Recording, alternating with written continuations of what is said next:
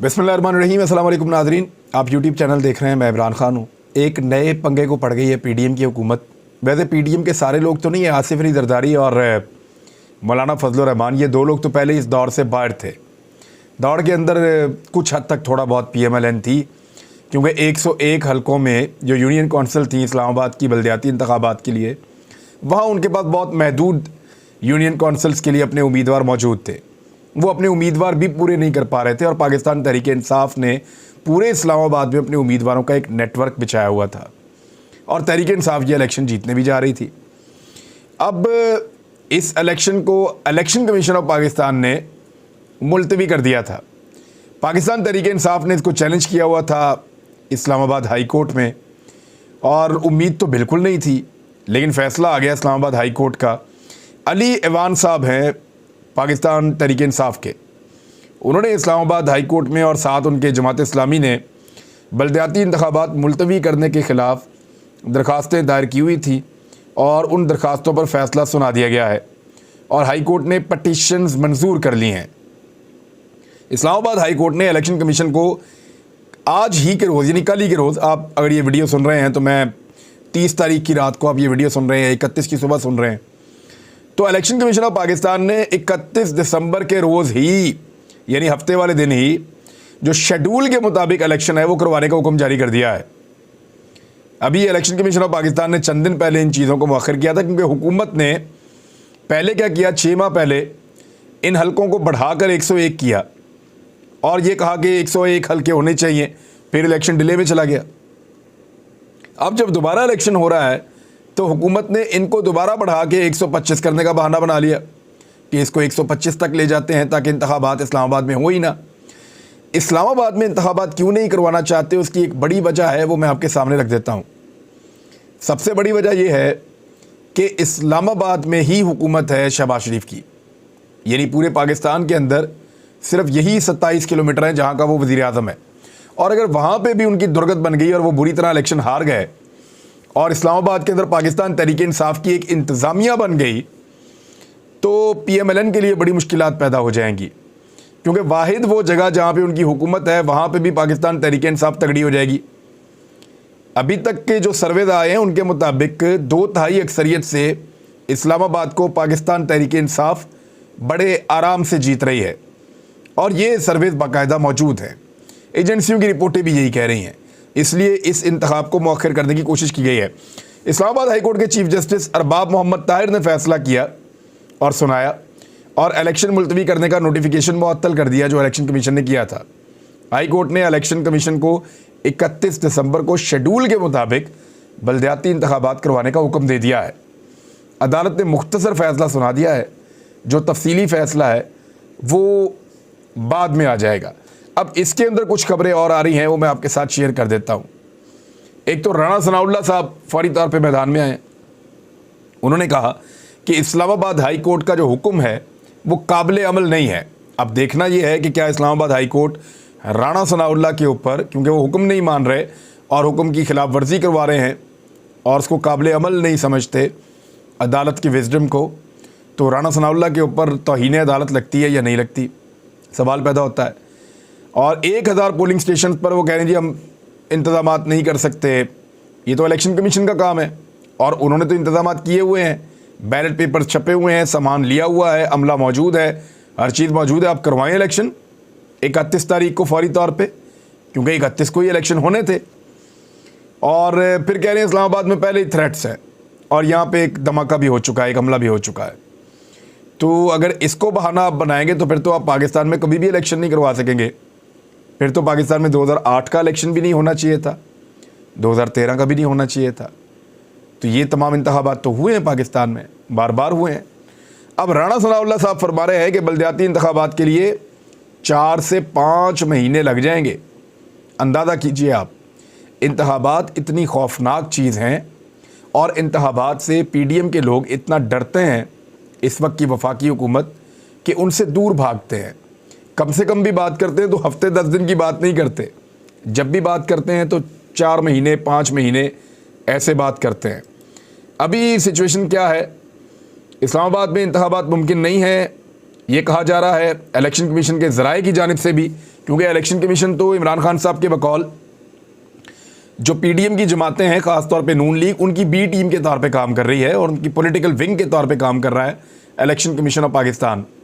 ये इमरान खान साहब बार बार कहते हैं और इलेक्शन कमीशन का जो तर्ज अमल है वो भी इसी तरह की चीज़ों की गवाही देता है।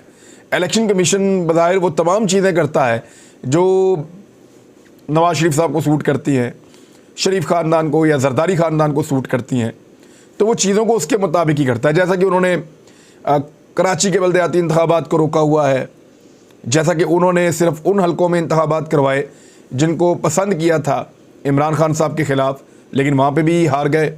तो तमाम चीज़ें election commission of Pakistan, Islamabad के इलेक्शन को मुलतवी करने का मामला हो, वो तमाम चीज़ें वही करता है जो पसंद होती हैं शरीफ ख़ानदान को या जरदारी ख़ानदान को, तो उनकी बी टीम के तौर पर काम कर रहा है। यही इल्ज़ाम उनके ऊपर लगता है। अब जो ज़राए हैं वो बता रहे हैं, इलेक्शन कमीशन का कहना है कि पोलिंग की तैयारियों के लिए 1 हफ़्ता कम से कम हमें दरकार है। बल्दियाती इलेक्शन के लिए इलेक्शन कमीशन तैयार है, ताहम कुछ वक्त तो लगता है। इलेक्शन कमीशन का कहना है कि इंतखाबी शेड्यूल यही रहेगा, जो पोलिंग का दिन है वो बढ़ा दिया जाएगा। बैलेट पेपर भी तैयार हैं, हतमी तैयारी के लिए हमें कुछ और वक्त अब चाहिए। अब सारी की सारी जो तवज्जो है और जो सबकी तवज्जो है वो पहुंच गई है इस्लामाबाद हाई कोर्ट की जानिब। इस्लामाबाद हाई कोर्ट से रिलीफ लेने की कोशिश की जा रही है। फवाद चौधरी साहब ने भी एक ऐसे ही इलेक्शन कमीशन के ऊपर इल्ज़ाम एक लगाया और उन्होंने कहा कि इलेक्शन कमीशन अमली तौर पर वफाकी हुकूमत में ज़म हो चुका है। पाकिस्तान में अब एक प्लानिंग के तहत जमहूरियत मुकम्मल ख़त्म की जा रही है। पहले बुनियादी हुकूक मुअत्तल किए गए, अब इदारे ख़त्म किए जा रहे हैं। इलेक्शन कमिश्नर और उनके साथी पाकिस्तान के अवाम के विलन हैं, ये फवाद चौधरी साहब कह रहे हैं। अब इस वक्त सिचुएशन ये है कि हुकूमत मीटिंग्स पर मीटिंग कर रही है और कोशिश की जा रही है कि कुछ भी करके इन इंतखाबात को मुलतवी करवा दिया जाए। रात को अदालतें खुलवाने की कोशिश की जा रही है और उसके बारे में भी कुछ खबरें चल रही हैं। अगर तो रात को अदालतें खुल गई, और यानी अदालतें रात के इस वक्त खुल जाने का मतलब यही है, या इस्टेब्लिशमेंट के मुतहर्रिक हो जाने का मतलब यही है कि पाकिस्तान में जो न्यूट्रलिटी की बात की जाती है वो न्यूट्रलिटी एक्चुअली है नहीं। सारे के सारे सहूलतकारी फराहम कर रहे हैं पीडीएम की हुकूमत को और शरीफ ख़ानदान को। सिद्दीक जान ने इस पर एक ट्वीट किया है, क्योंकि अदलिया के मामले में सिद्दीक जान हम सबसे बेहतर हैं और वो इसको रिपोर्ट करते रहते हैं अदालती मामलात को। उन्होंने कहा इस्टेब्लिशमेंट के डंडे और अदालतों के कंधे पर इक़्तिदार में आने वाली इम्पोर्टेड सरकार अवाम में जाने से इतनी खौफज़दा है कि इस वक्त हर जगह कॉल्स कर रहे हैं कि अदालत खुलवाएं और हमें अवाम के सामने जाने से बचाएं। कब तक ये डंडा आपको अवामी गैज़ो गज़ब से बचाएगा? एक ना एक दिन तो अवाम में जाना पड़ेगा। अब ये सूरत हाल बनी हुई है। सिद्दीक जान साहब ने कुछ और चीज़ें भी इस पर लिखी हैं, वो भी मैं आपको बता देता हूँ। वो ये कह रहे हैं कि जस्टिस अरबाब मोहम्मद ताहिर साहब, आपने तारीख़ी फ़ैसला दिया है, शुक्रिया। सियासी जमातों को अवामी अदालत में हर सूरत पेश होना चाहिए। गो कि आपके ऑर्डर के ख़िलाफ़ पूरी हुकूमत इकट्ठी हो चुकी है, ऑर्डर ना मानने की धमकी दे रही है, लेकिन आप इस मामले पर सुरखरू हुए हैं। फिर इन्होंने ये कहा कि वोट को इज़्ज़त देने वालों को चाहिए कि वो अब जाएं, जस्टिस आमिर फ़ारूक की अदालत के बजाय अवामी अदालत में जाओ और कल इलेक्शन लड़ो। हुकूमत तुम्हारी, इस्टेब्लिशमेंट तुम्हारी, अदालतें तुम्हारी, माफियाज तुम्हारे, अकेले इमरान खान से क्यों डरते हो? इस्लामाबाद के बल्दियाती इलेक्शन से भाग तो ऐसे रहें जैसे इलेक्शन ना हो तुम्हारी मौत हो। वो एग्जैक्टली सिचुएशन तो यही बनी हुई है कि इलेक्शन से भाग रहे हैं। शहबाज शरीफ के पास इतने ताने मिलेंगे ना, लोग ऐसी दुर्गत बनाएंगे ना कि ये एक शहर था जहाँ पे आपका इक़्तिदार था, वो भी आपने हार दिया। यानी शहबाज शरीफ साहब जहाँ से भी इलेक्शन लड़ते हैं बुरी खबर आती है। पाकिस्तान की हालत ही इन्होंने ऐसी की है, लोग अब इनसे प्यार ही नहीं करते। दूसरी जानिब स्पीकर कौमी असम्बली ने एक दावा किया कि उनको पाकिस्तान तहरीक इंसाफ के कुछ लोगों ने मिलकर ये कहा कि हम तो इस्तीफ़े नहीं देना चाहते, हमें तो मजबूर किया जा रहा है। तो इस पे इमरान खान साहब ने स्पीकर से अलहदा मिलने वाले पार्टी अरकान के नाम मांग लिए हैं और उस पर एक कमेटी भी बना दी है इमरान खान साहब ने कि पता करके बताया जाए कि वो कौन से लोग हैं जो स्पीकर से अलहदा से जाकर मिले और उनको लगता है कि हम ज़बरदस्ती उनको इस्तीफ़ों का कह रहे हैं। तो ठीक है, वो लोग भी सामने आ जाएं, क्योंकि इमरान खान साहब इस वक्त जो लोग भी इमरान खान साहब को धोखा देंगे, इमरान खान साहब उनसे जान छुड़ा लेंगे और अगले इंतखाबात में उनको टिकट नहीं देना पड़ेगा, वो कुछ बेहतर कारकुनों को टिकट दे देंगे और इस मरतबा तो उनकी पॉपुलैरिटी ये बता रही है कि जिसको भी वो देंगे वो इलेक्शन जीतेंगे।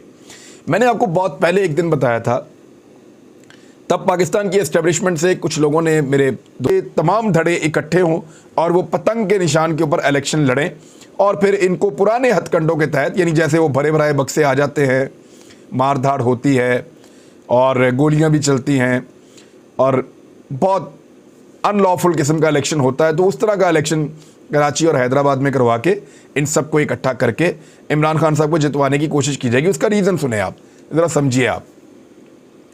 देखिए, जब भी कभी ये तमाम धड़े अलग अलग इलेक्शन लड़ेंगे और एमक्यूएम पाकिस्तान को जितवा दिया जाएगा, तो पाकिस्तान तहरीक इंसाफ अकेली शोर मचाएगी। यानी अगर अलग अलग लड़ेंगे तो सारे शोर मचाएंगे हारने वाले, पीएसपी भी कहेगी, फ़ारूक सत्तार भी कहेंगे, इमरान खान भी कहेंगे, तहरीक लब्बैक भी कहेगी, रोला डालने वाले ज़्यादा हो जाएंगे। लेकिन अगर ये सारे धड़े इकट्ठे होंगे तो रोला डालने वाले कम हो जाएंगे हार और जीत के फैसले में। तो इसलिए इन सबको भी इकट्ठा किया जा रहा है और इसके बाद अगला गंदा खेल भी एस्टेब्लिशमेंट खेलेगी, क्योंकि पाकिस्तान में मुझे नहीं लगता कि एस्टेब्लिशमेंट का अभी दिल इस गंदे खेल से भरा है जो पिछले 8 महीनों से पाकिस्तान में खेला जा रहा है। ज़राए का कहना है कि अगले 8 से 10 दिनों में मज़ीद मुलाकातों का इम्कान ज़ाहिर किया जा रहा है, जिसमें मुस्तकबिल में साथ चलने के रूट्स तय किए जा सकते हैं। अब फवाद चौधरी साहब इस पर क्या कह रहे हैं, कराची रोशनियों का शहर था, सारे गुंडे जमा करके एमक्यूएम बना दी गई। फवाद चौधरी ने कहा कि कराची रोशनियों का शहर था, एस्टेब्लिशमेंट को फिर ख्याल आया कि हमारी पार्टी होनी चाहिए, सारे गुंडे जमा करके एमक्यूएम बना दी गई। कराची में अशरों तक, यानी कई दहाइयों तक आग और खून का खेल खेला गया, मुश्किल से जान छूटी थी। अब फिर ख्याल आ रहा है तहरीक इंसाफ को रोकना है, फिर ख्याल आ रहा है बारूद का ढेर इकट्ठा करके शहर में चिरागां की कोशिश की जाए। यानी रोशनियों के शहर में अब रोशनी लाई जाएगी बारूद इकट्ठा करके, क्योंकि जिन लोगों को इकट्ठा किया जा रहा है उनका ट्रैक रिकॉर्ड तो सबके सामने है। माजी में बोरी बंद लाशें कराची में मिलती रही हैं, पीपल्स पार्टी और एमक्यूएम, अमन कमेटी और फलां ग्रुप ये आपस में लड़ते रहे हैं। जिस किस्म के हालात कराची में देखे गए हैं कई दहाइयों तक, अल्लाह ताला किसी दुश्मन को भी ना दिखाए, लेकिन उसी आग और खून के मिलाप को दोबारा इकट्ठा किया जा रहा है।